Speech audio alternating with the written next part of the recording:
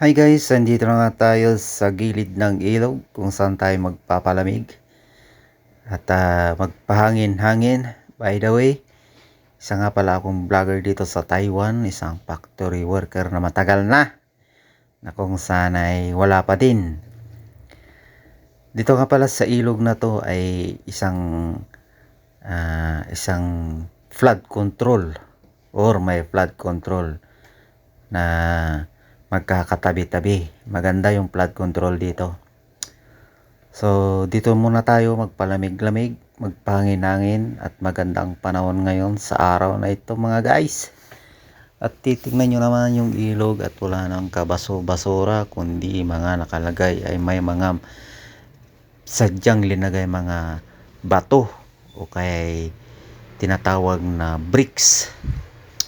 Bababa nga ako dyan guys, na kung saan dito kami minsan nagiyaw-yaw, nagtatambay, ganoon, nagiinom-inom, ganoon. At mayroon ding dito namimingwit, na kung saan yung pinamimingwit nila ay tinatapon lang din naman. Sa ilalim po ito ng tulay guys, kasi dito magandang spot na pwedeng paghangin-hanginan.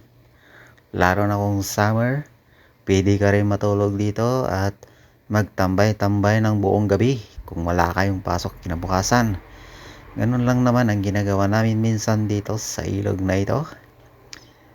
At itong porsyon na ito ay may malaking bato dyan na kung saan ay pwede kang humiga, umupo, maglatag, kung ano man ang gusto nyong gawin dyan, magtagay-tagay, pwede dyan, pwede. Dito nga pala guys, itong ilog na to ay likod ng dorm namin, na kung saan ay kung pagkatapos kumain dito ka tumambay, magkapi-kapi at magpangin-angin at kung ano pang gusto mong gawin. Malinis tong ilog na to guys, kasi lagi ito binabantayan o linilinis ng government nila dito, o kung sino man yung nililinis dito, basta linilinis ito, kaya walang ganong basura. Diyan, banda na portion ay may mga namimingwit dyan. At libangan lang naman nila yung pamimingwit dyan minsan.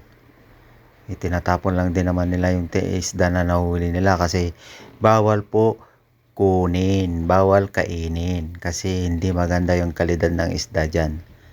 Sa buong Taipei na kung may mga ilog na makita kayong isda dyan sa mga ilog sa buong Taipei, bawal po kainin ha. Huwag nyo pong kainin, mga kababayan ko dito sa Taiwan, huwag nyong kunin. Kung may nakikita kayong mga isda, panoorin nyo na lang sila, pagmasdan, ganon. Kung ano pa man ang gusto nyong gawin sa mga isda, huwag nyo lang kunin. So yun nga guys, at itong ilog na to ay may mga maraming tumatambay din na mga ibang lahi, katulad din ng mga Taiwanese. Dito sila natambay, pamingwit-mingwit, ganon. At yung ilalim niyan guys, mayroong drainage dyan o flood control. Diba, ang linis ng tubig, ganyan kalinis dito ang tubig. Kung gustuhin mo maligo, wag kayong maligo, kasi iba yung tubig na yan, Makati. Kasi hindi natin alam kung saan yung galing tubig na yan guys. Dito guys, pauwi na ako at